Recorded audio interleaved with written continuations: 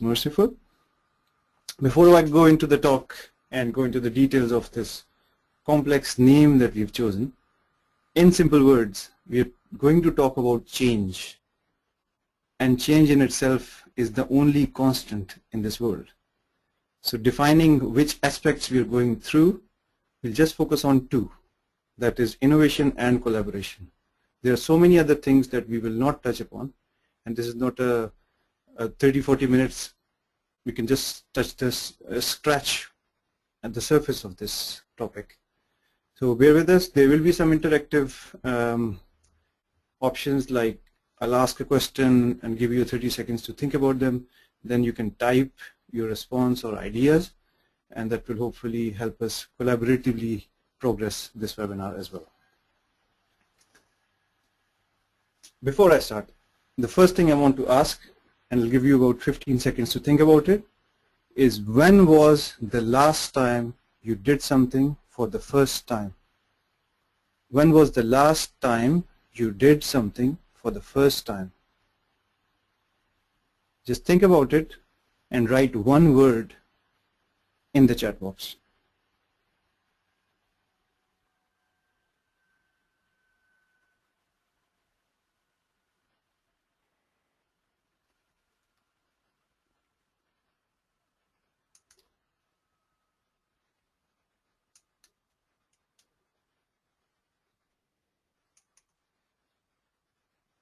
Okay, thank you.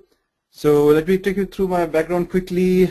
I have a computer science degree, Oxford alumnus, very strong passion for helping organizations improve themselves, having seen so many different models, methodologies, struggling teams, enterprises, startups. All those things have taught me something that I really am passionate about and sharing with others. It boils down to a methodology that is very famous right now in the Western world. It's agile and lean transformation. I have been coaching teams of varying sizes at all levels, from Fortune 6 to 300, and that has brought me into this mindset of continuous innovation and disciplined execution. Wide topic, we'll go through a few bits. Recently I've helped GE, General Electric, with their telecom asset management acquisition that they did in Cambridge. Other organizations include Department of Work and Pensions, which is the UK government.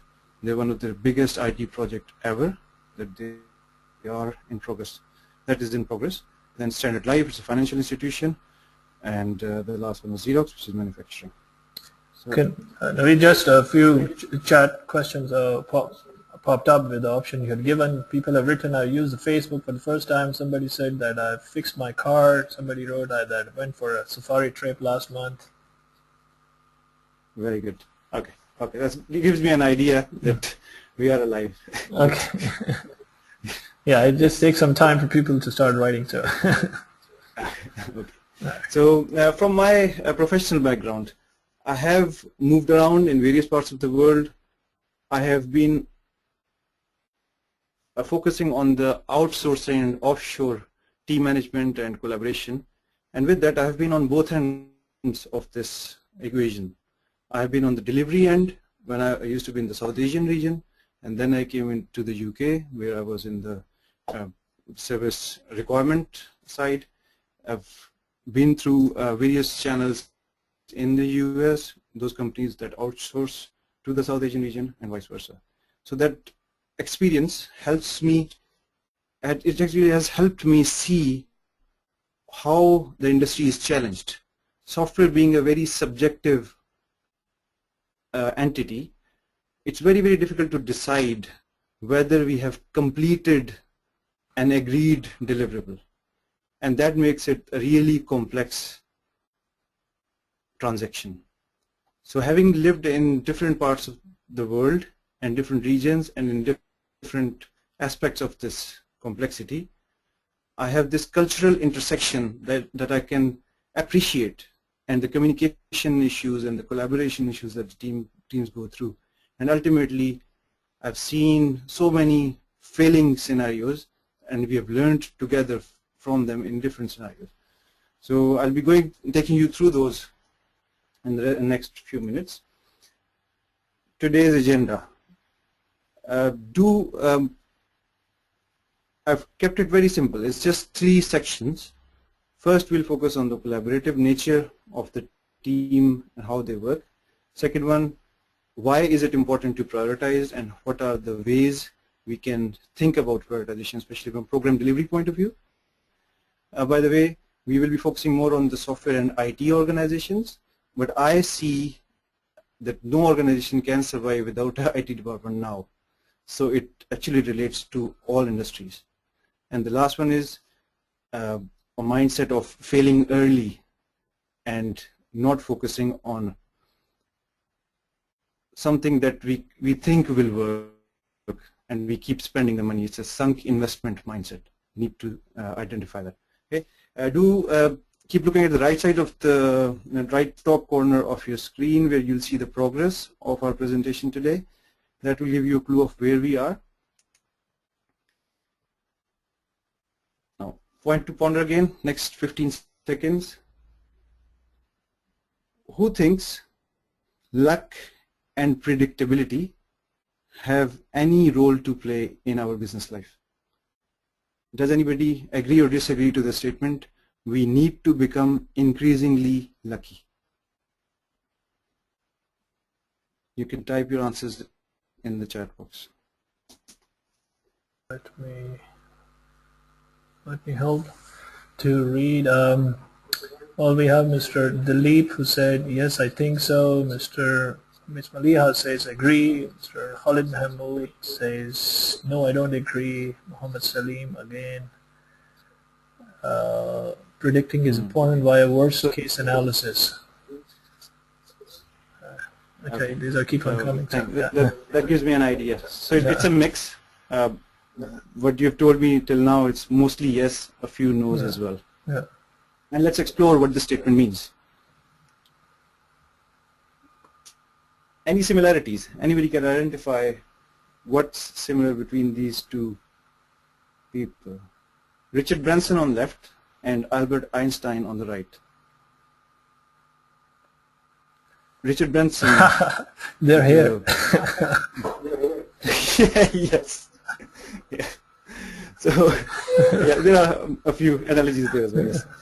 Richard Branson, the owner and the initiator, the entrepreneur, serial entrepreneur. Innovators, yeah. Innovators. Yeah. The Virgin Group, anything to do with Virgin Atlantic, the railway, anything. There's so many organizations they are running, Virgin Media as well. And Albert Einstein, known for his theory of relativity and a couple of more other less famous ideas. People think these guys were amazing, and yes, they are. But they didn't do it in one go. They've made so many mistakes in their lives.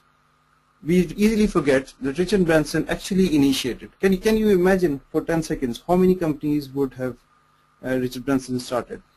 A rough figure. He has about 20 successful companies that are running right now. So it definitely would be more than that. But if you imagine for a moment,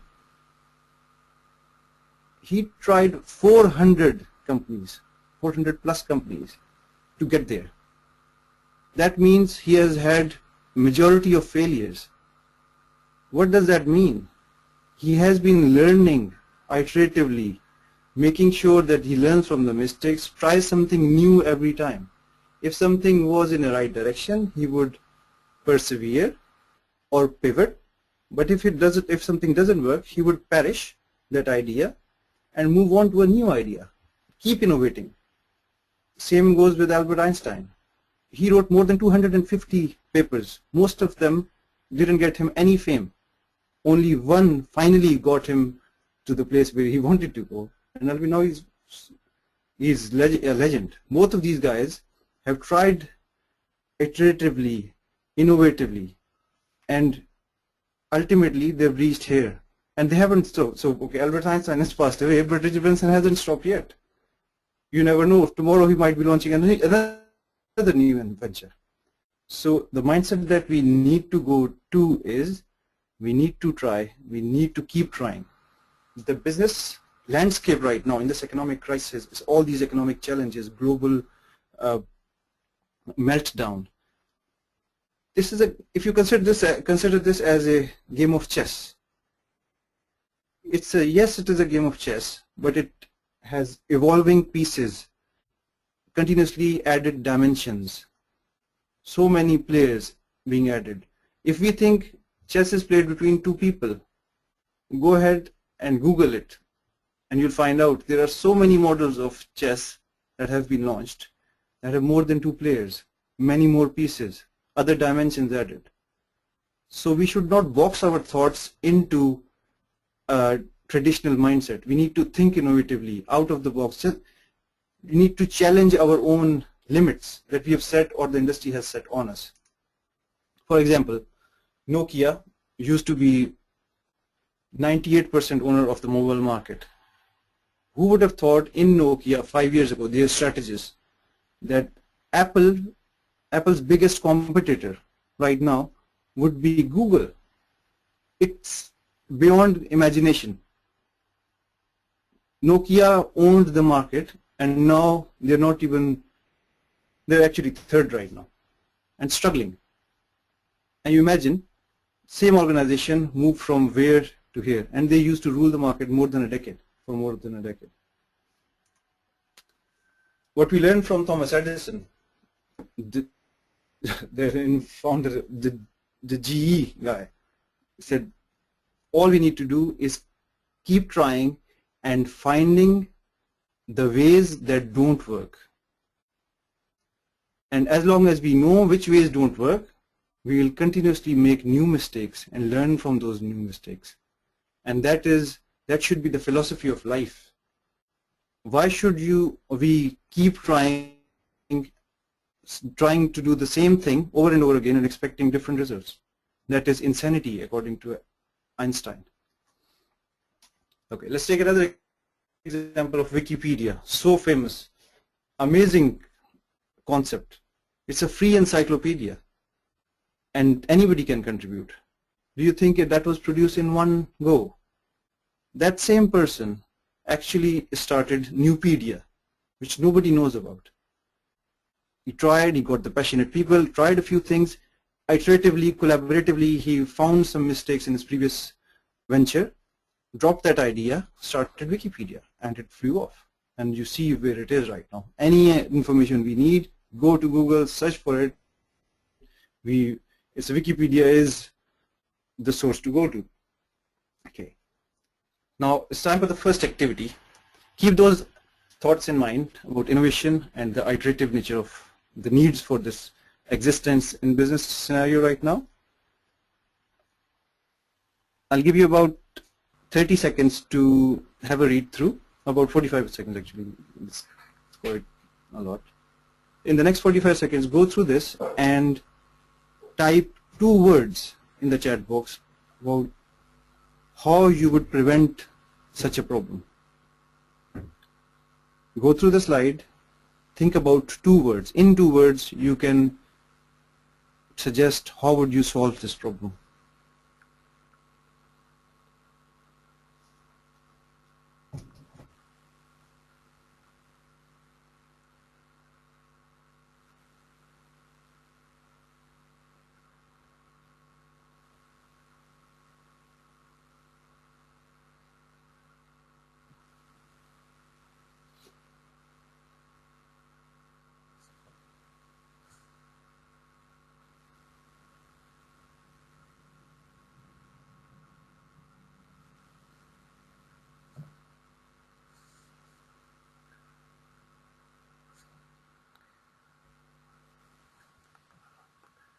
Wait, are we?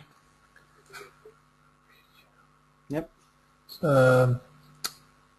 While Moniari wrote PGM methodology. Mm-hmm. Mr. Khalid Mahmood wrote collaboration for meeting customers' expectation. Very good.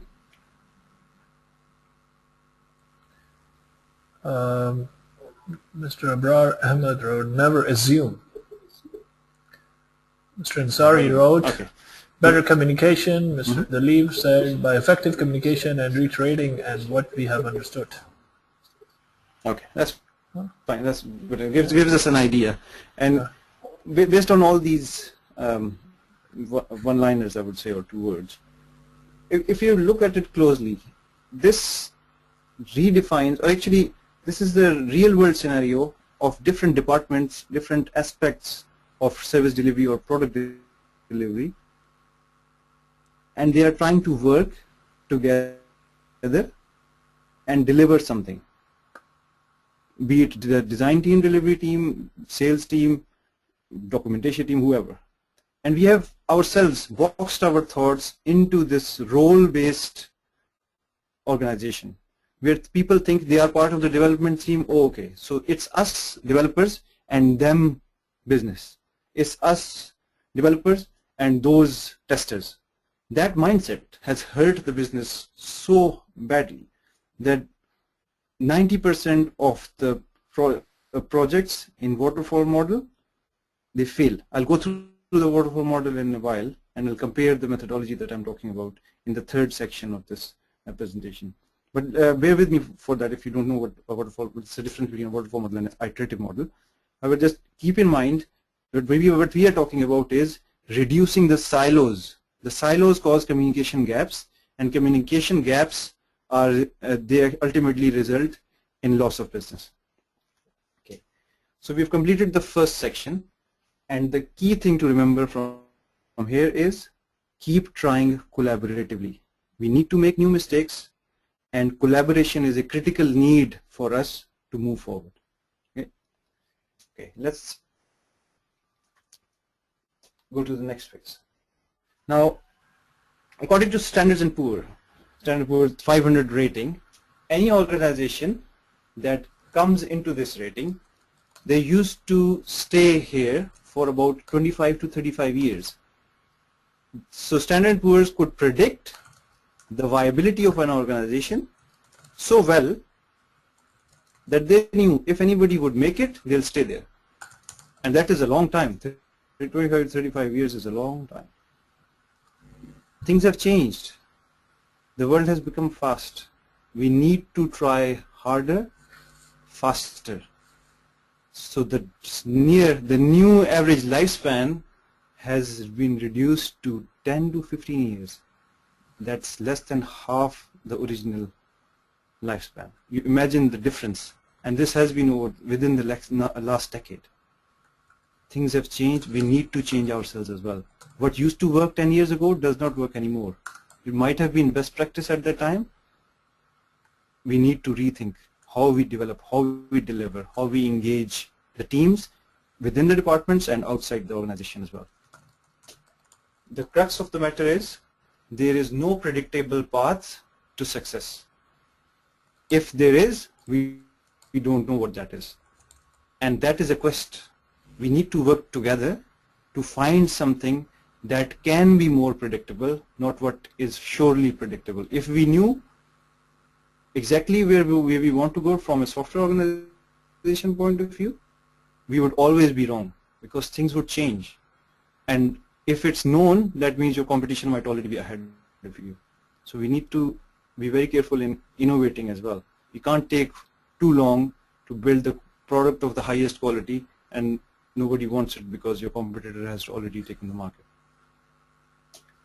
There is a famous author called Mike Cohen, one of the very key contributors to agile and lean, actually agile environment.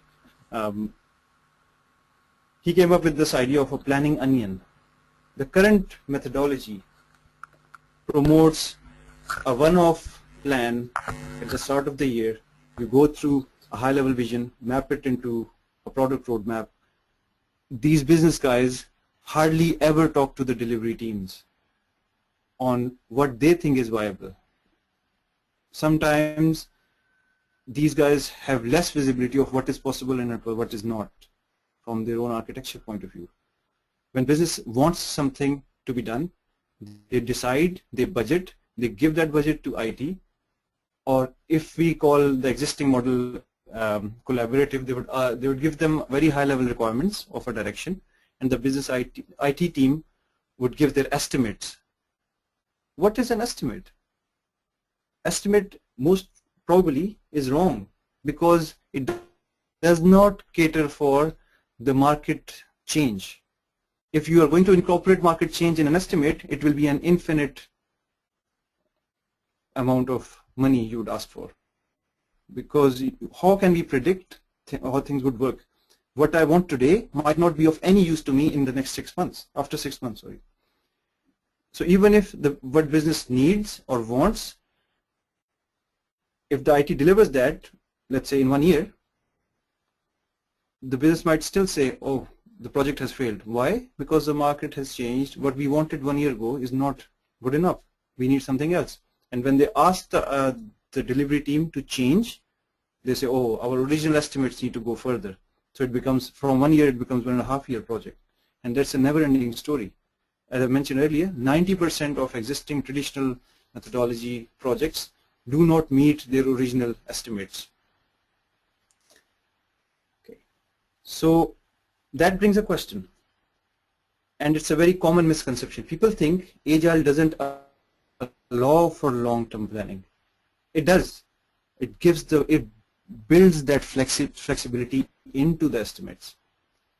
We can budget. There are ways. We have tried, tested, proven, and benefited from all of those methods. All we need to do is be a little bit more innovative from team collaboration point of view. And we'll go through a little bit on that in a few minutes. Okay, time comes for the second activity.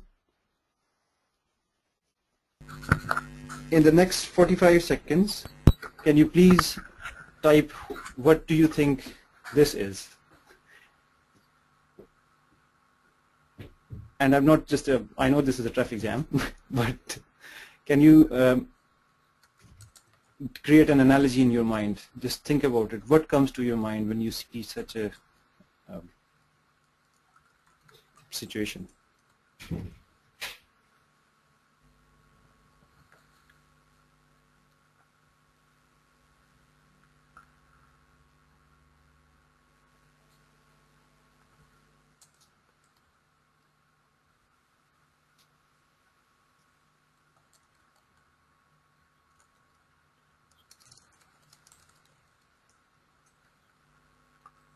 Okay. Receiving Muhammad Salim, China. Yes, right. Somebody wrote lack of control, planning. Somebody wrote disciplined followers. Ah, interesting.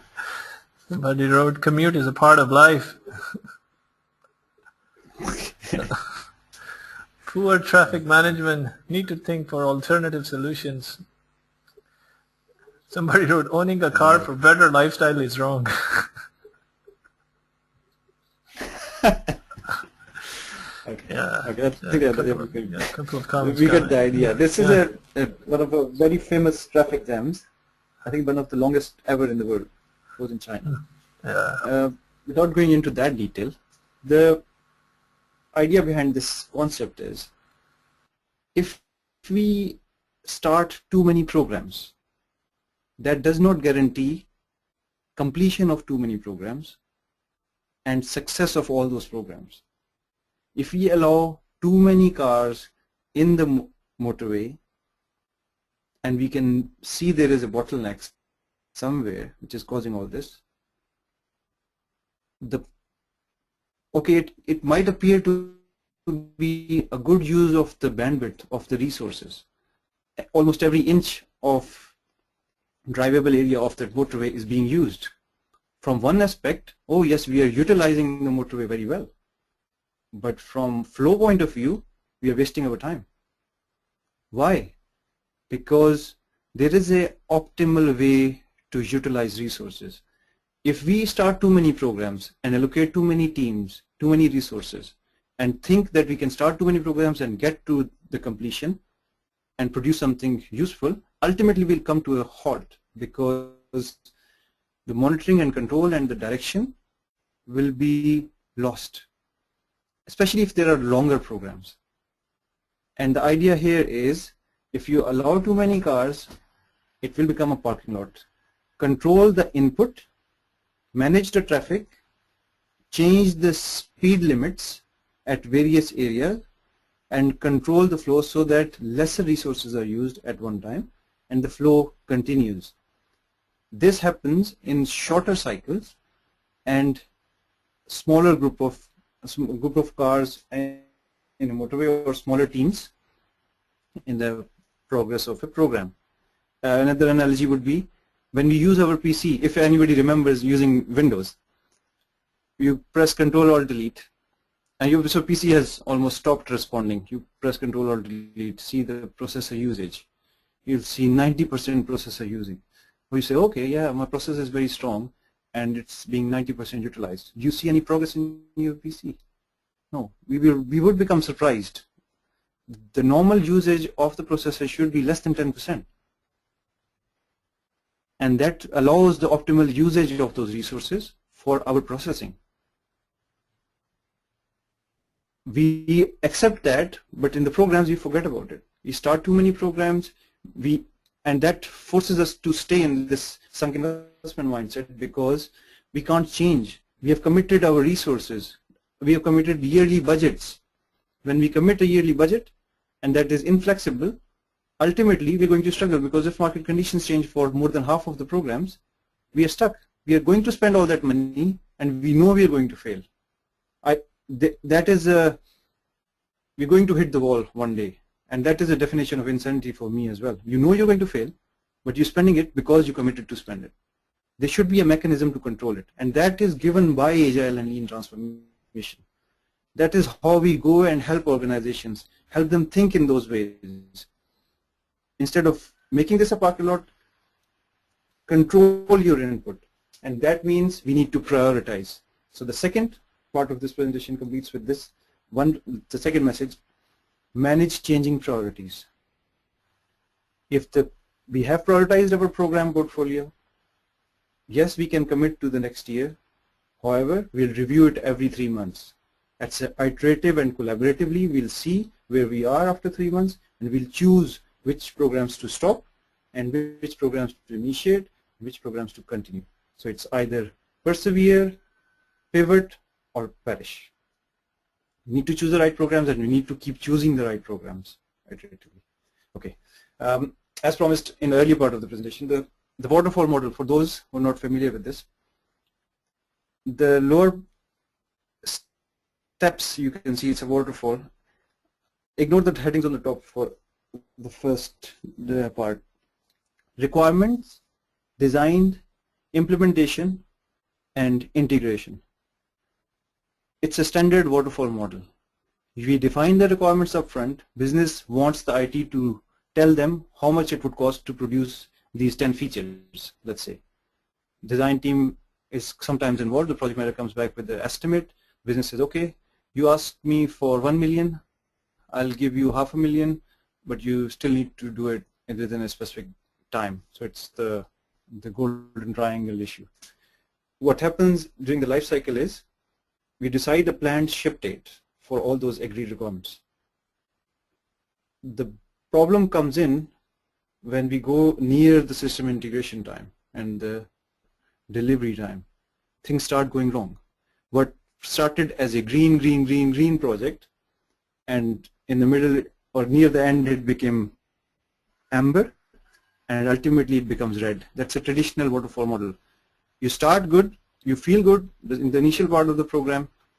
Near the end, you start seeing problems. Suddenly, it becomes a can of worms, and the team ultimately gets exhausted. Both sides, business and IT, and there's an inherent mistrust between the two of them. The way, if we continue working like the waterfall model, it's bound to fail because we are not allowing that business change, the economic crisis, or anything that can come in any time. The agile and lean methodology allows that to be incorporated into the model, and I'll show you in a few minutes how that works. But if you look at the top headings, there is a lot of enthusiasm in the start. There is a false sense of security in the middle of the program, from start to the middle, and near the end there is a rude awakening that, oh, we can't deliver. We need to reset our expectations, and then we might be able to get what we really want. And that's that big delay, the last part, the rude awakening, the resetting expectation, and the last bit, they relate to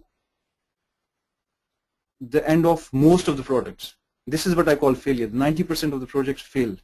I call this failure. Why? Because you knew you were not going to make it, because you were not doing this incrementally. You wanted the whole building to be completed in one go. You were not building the foundation. You were not thinking about the bigger architecture.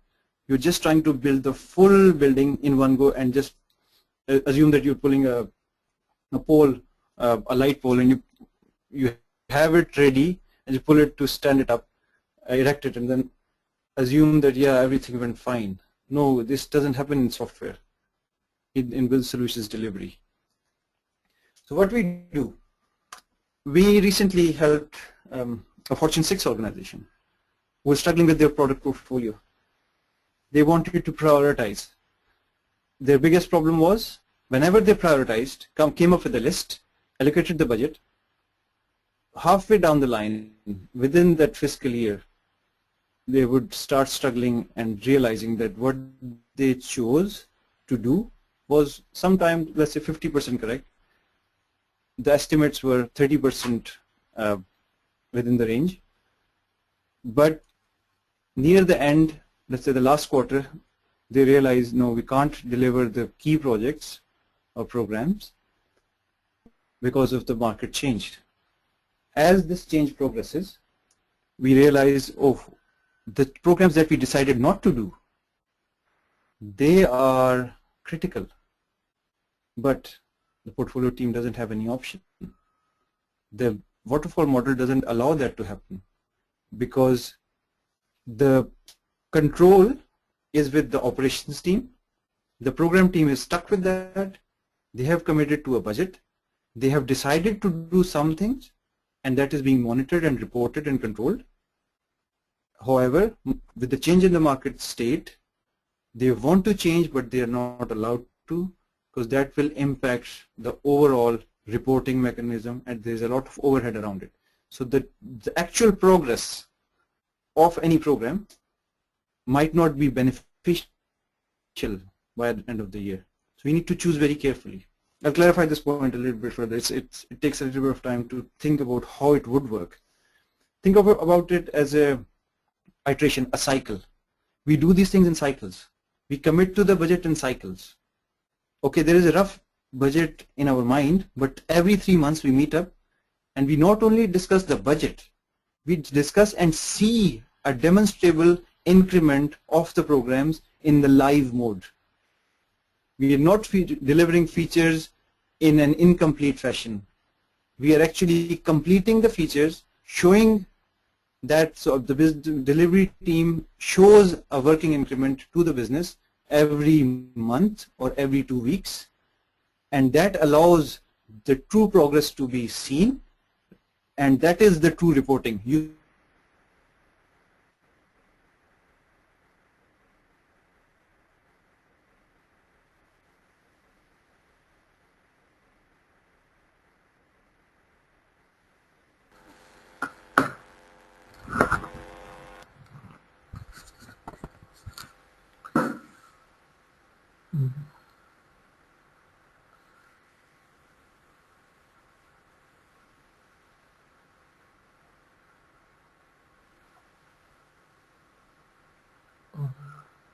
Naveed, we lost you somehow.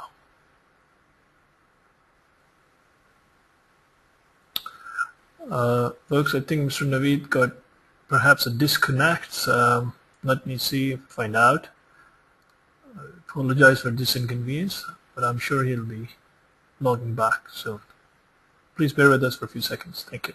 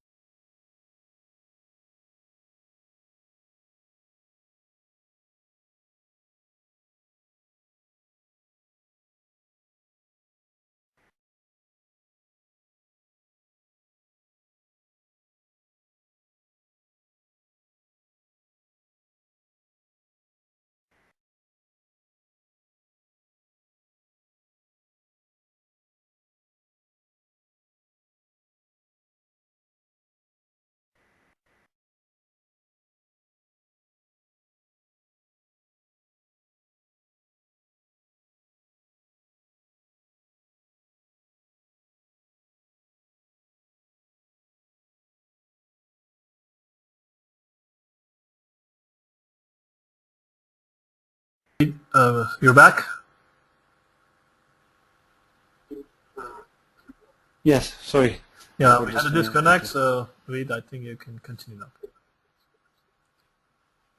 Continue? Okay. Yeah, you can. Yeah, so apologies for, we just lost 2 minutes. Quickly.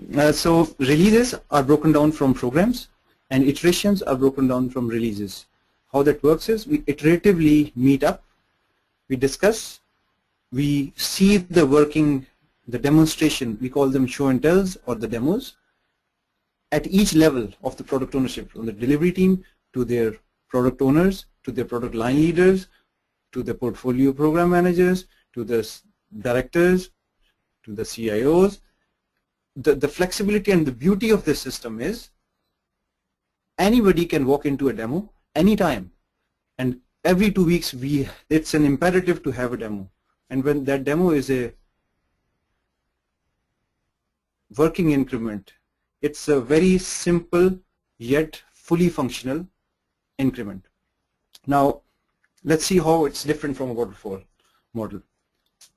The way we did it recently and we had very good response and success out of this model was we started in a large organization.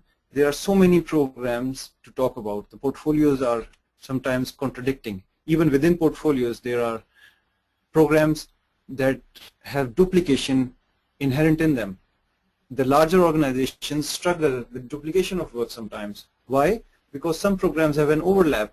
They develop a feature, a hidden feature in one vertical, and in another vertical they find out that there is an overlap and the same feature was developed by 2 programs simultaneously in parallel, and one was implemented in one way and another way. Maintenance, it becomes a complete nightmare.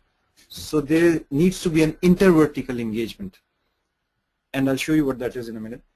Then there is a visibility of the backlog. Sometimes, well, most of the time, the delivery teams do not have any visibility of what they have in their portfolio.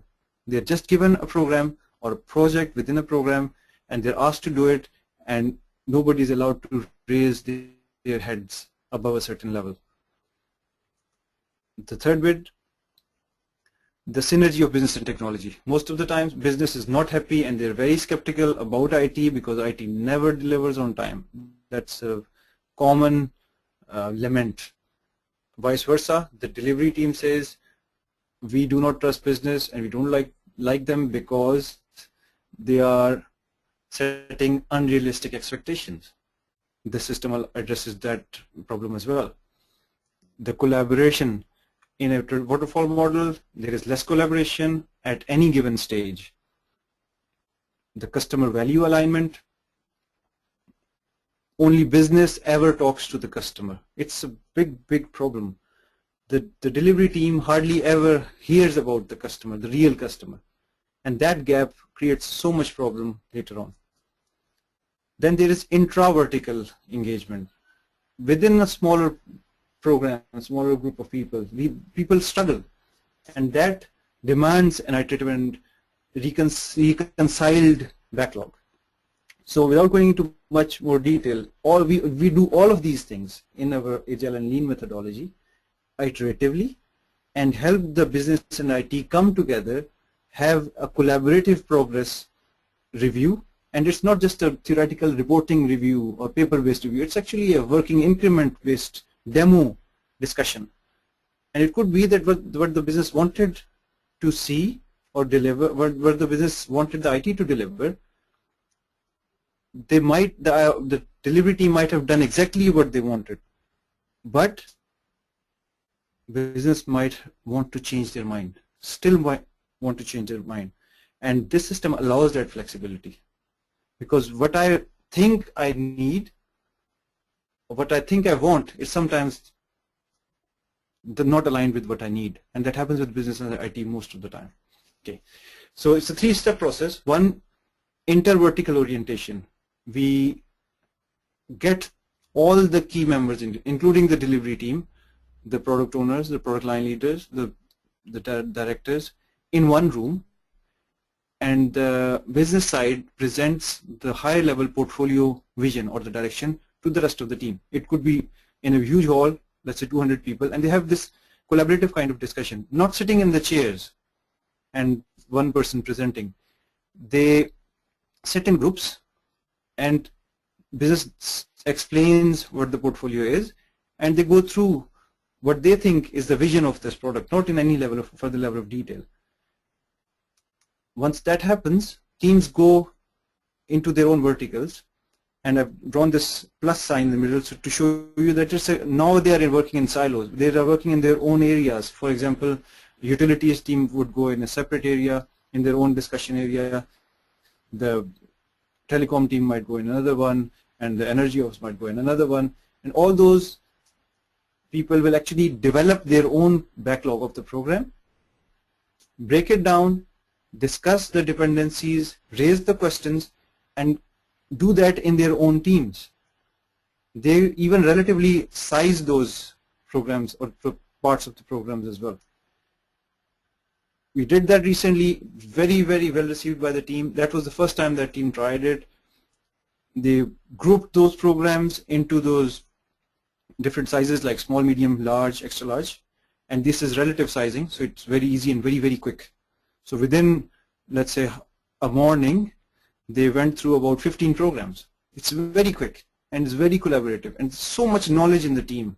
There were team members who have been with the organization for 30 years. You can't replace that. You need that information in the room. Nobody else would know more.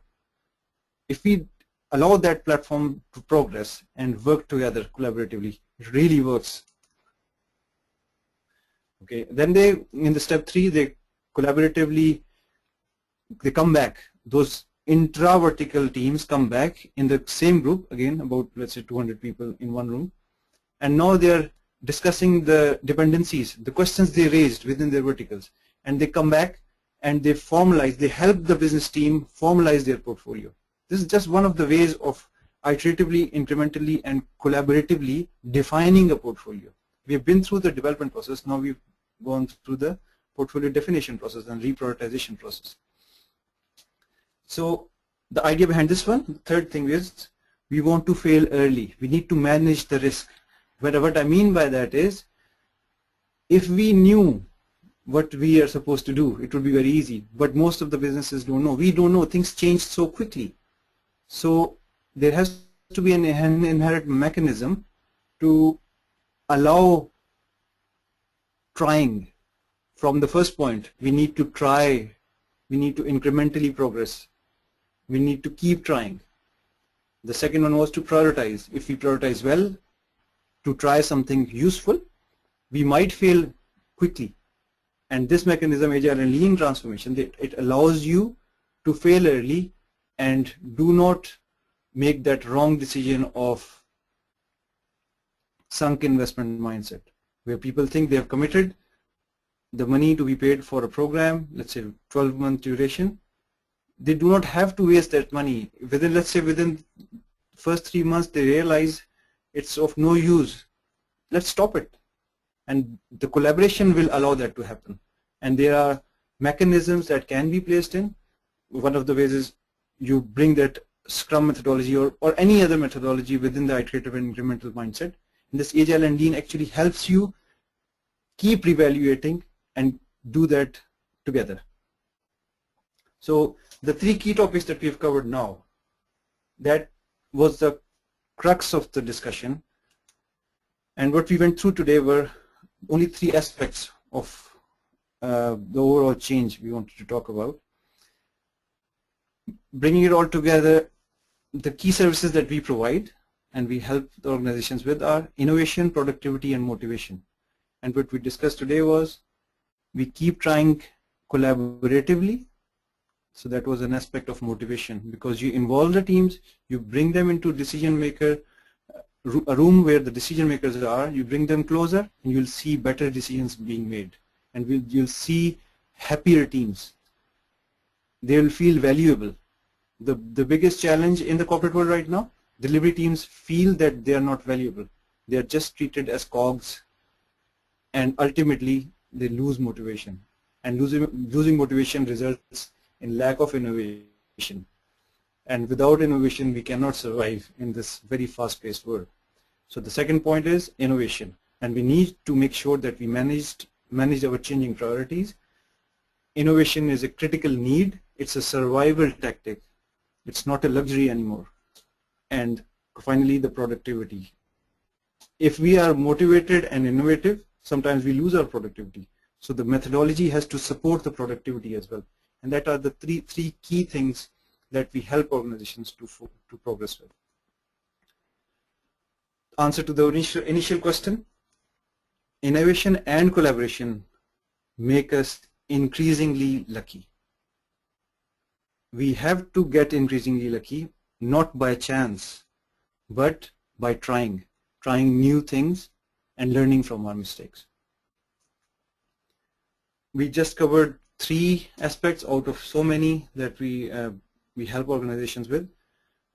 We can go through this later on whenever you'll get the slide pack later on. Ali will send them to you.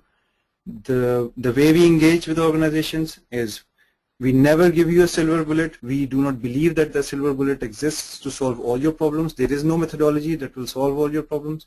So we come in, we assess you, we observe, we take notes, and we spend the time with you at multiple levels, and then define a target, a strategy, and instead of just training and going away, we actually coach you. We just don't tell you the theoretical side of things. We take you through that journey of applying that methodology in your day-to-day work, in your own context, according to your tailored needs. We have the coaches, they go in, they implement the methodology with you, because you are the best judge on whether something would work or not. We can define so many theoretical methods, but ultimately you are going to make it work. So we help that delegation to work, and ultimately you are empowered to progress. My recent book, I created this GCC edition. It was all to do with difference between practices and principles. There are so many organizations who try Agile and Lean, and they sometimes fail as well.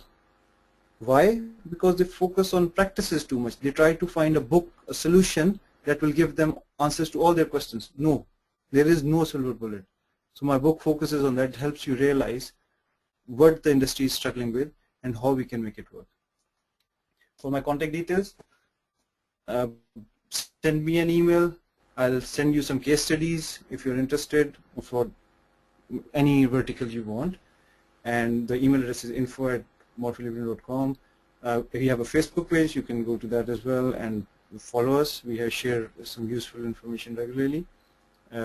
Join us on LinkedIn as well. I'll share the slides on SlideShare as well, which will help you keep them handy. And the last, conclude with this. When was the last time you did something for the first time? Think about it in your organization, whether what you did was for the first time, and did you learn something when you tried something similar in the past. So I'll hand it over to Ali and we'll open for questions. Thank you. Thank you very much, Mr. Khawaja. Folks, the question posted on the slide which you're seeing right now. Feel free to share your thoughts, and equally, if you have any questions that you would like to ask to Mr. Naveed Khawaja, please raise your hand and I'll be able to give you a chance to speak to him, or you could put your questions in the question box, chat box, and I will read them over on your behalf. Just to keep the conversation going, there are questions already posted, so let me read it for you, Brother Naveed. Okay. There's a question, is it a reality to assume that organizations' life cycle is on a constant reduction trend, whether innovate or not? Reduction trend. Okay, if I understand the question correctly, there are books and books on this topic written on optimization, and I think the industry has taken the word optimization too far. You talk about lean manufacturing and all those manufacturing concepts that came from Toyota and the reduction of waste and all those things, that actually had a negative impact on the other industries as well. Amazing ideas, unless they're thought through well, People think reducing the task force or reducing the delivery teams is a saving. It has to be an investment mindset. If we need more ideas, we need more people to work together. And the objective of this methodology, the agile and lean methodology, that's why I'm always focusing on agile and lean, not just lean and not just agile, because they have their own inherent problems. So if we combine those, that ensures there will be no layoffs. You do not need to reduce your team. You can utilize them for their own passions, and that passion can only be understood when we collaborate. So organizational, yes, according to your statement, unfortunately the organizations have gone into that mode, some of them, and they will struggle later on, because unless you use your teams according to their passions, they're bound to become less motivated. Less motivation leads to less innovation, and ultimately the productivity drops as well. And with less productive people, the organizations have to let them go. It's a two-way thing. Unless we are careful, we will struggle. Okay, I hope that answers the question. Okay, another question. If too many mistakes ought to be considered healthy, then how do you induce the culture of learn from mistakes in an organization? Okay, so it's again the way we do it. So traditionally, I'll show you how it doesn't work. In a traditional environment, in a waterfall program, end of the program, you'll have a end of project lessons learned meeting, or you'll actually not even a meeting, you'll create a report. It's called end of project report or lessons learned report. I have never seen it being used before starting the next program. It is just a tick box exercise. You talk about existing methodologies, they all say, oh yes, there should be a project starting document and then a project initiation, and then project closure document. And within the project closure, there is a requirement to tick a box saying, yes, we have done the lessons learned. Yes, you have documented the lessons learned, but you're not learning from them unless you are discussing it with the team. You're using them before starting another program. And the way we do it in Agile and Lean, it's a concept called retrospectives. And we don't wait for the program to finish. It's every 2 weeks. Iteratively, the team gets together, they dedicate about an hour, they talk about what went well in the last 2 weeks, what didn't go well in the last 2 weeks, and any suggestions. So if we are just criticizing what didn't go well, that's not useful or healthy anyway. So the mindset is what didn't go well and what are the suggestions for the things that didn't go well. And we have, let's say we get about 10 ideas of what didn't go well and what are the suggestions. The team themselves choose, and with our facilitation initially, the team understands the value of that. The top 3 issues that the team thinks are what they can do and they will discuss. They try to implement those improvements in the next 2 weeks and they meet again. So it's an iterative model. You meet, you discuss, collaboratively agree on what the 3 critical problems are, try to address them. If they don't work, they try again, but in a different way. And now that because the team is involved, it's not that, oh yes, I committed to do it and I won't, oh I forgot, I was busy. No, you're never busy. You have to allocate that time. If you're allocating your 100% to the project, this is wrong. That's just like standing on a motorway. You allow too many cars, you're giving away 100% of your time, you will not progress. Human beings need that gap, that time to think, reflect, and learn and move on. Unfortunately, the optimization, if you want to use your resources more than, let's say, 60%, there's a problem. There's a recent concept of, everybody might be familiar with that, G20. Google gives 20% of the time every week to their teams to do whatever they want. And that is the incubator for innovation. They're using less capacity, but they're getting the benefits as well. So retrospective is the way to do it. And there are so many ways to do retrospectives as well. I hope that answers the question. Okay. Another interesting one from Mr. Dilip Gopola. Does culture play a role in making innovation successful? Does innovation vary from country to country based on the culture? Yeah, simple answer, definitely yes. Very strong yes on this one. Culture is the, if we consider the nation as an engine, culture is the engine oil. If the culture gets dirty, we need to somehow process it and improve it. Otherwise, the whole system would collapse. In an organization, if there is a negative blame culture, and that is one of our strengths, we actually focus on culture quite a lot. There are so many things that are not written anywhere in the process, and they are part of an organization, and all to do with cultural artifacts, be it a visible interaction kind of mechanism, what happens in the kitchen. Well, it's completely different all over the world. I've been through that scenario. I've helped so many organizations. Even within a country, there is a difference. So it has to be handled on a case by case basis. However, the values are still the same, very, very similar values, as long as we are honest, integral, and respectful. And instead of blaming, we start taking responsibility and think of ourselves as a complex system where changing one variable impacts so many other things. And doing something positive has a positive impact, and ultimately we will get a positive response for our positive actions. That culture is unanimously applicable to all regions and all organizations. It's easier to say, but difficult to implement. For example, in the US, very open culture, very innovative discussions, where you won't mind your boss, you challenging your boss. And whereas in the South Asian region, you cannot challenge your boss. It's a norm, it's a culture kind of thing. If you challenge your boss in the US, it's normal. Nobody would care. It's just part of their culture. In the South Asia, you do it and you might be out of the door next day. So there are ways and methods that need to be incorporated, and that is cultural sensitivity has to be built into the process.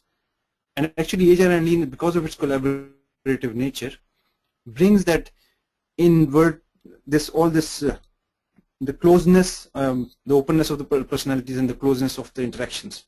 It helps people develop their skills as well. Yeah. Next one. Okay. Yeah, another one on Agile. Choosing and reviewing the right programs every quarter, 4 months. Isn't it a short time in Agile change environment? 3 months. So okay, so if I understand the question correctly, is 3 months a very short time, it's saying? Yeah, I think the question is, isn't it a short time in the change environment? I mean, to review things so quickly. Okay, I think it's a long time actually. The way things are changing, it should be less than that. Well, but for any sizable, demonstrable increment to be developed and to be demonstrated to the teams, it's 3 months is a reasonable time to have a product review, an increment review, for the teams to get together, especially for the higher level teams. They might not be able to make it. For example, a CIO might not want to attend all the iteration demos every 2 weeks. They don't have the time, but nobody would stop them. So if they want to walk into any of the demos, it's an open door demo. Anybody can walk in, any part of the organization. And every, let's say 3 sprints, which would be 1.5 months, there could be a bigger demonstration for higher management, but still an open door one. And then you can have every 3 months, you'll have an even bigger one, which there could be a mandate. So we actually made it mandatory for the senior management to be there at least every 3 months. They had to be part of the demo. They had to attend. And there is a huge resistance in that. You try to implement that and you see the resistance in the business side. They say, no, we don't have time to see this. We say, if you're not willing to see what we are doing, we might be not be going in the direction that you want us to go to. Our paper-based reporting will not help you see where we are going. So the working increment, when they see it regularly, 3 months is a reasonable time, but depends on the size of the program. If it's a 1-year project, definitely 3 months is appropriate. If it's a 6-month project, I would say have a review every 1.5 months, 6 weeks. It's a subjective answer to your question. It depends on the size of the program, and the more collaboration, the better, especially at multiple levels. Okay, I see some questions are raised specific to their organization needs and requirements. I think for those, maybe you could write directly to Mr. Khawaja on the contact addresses given. Let me take another one and then we'll conclude. I think it's a supplementary question on the culture we already spoke about. The question is, lately there have also been talks about the culture of slow, especially companies like Volvo, which practices it vigorously in their organizations. That is, take one idea, spend a lot of time, do not rush, and focus only on its optimization. What are your views on it?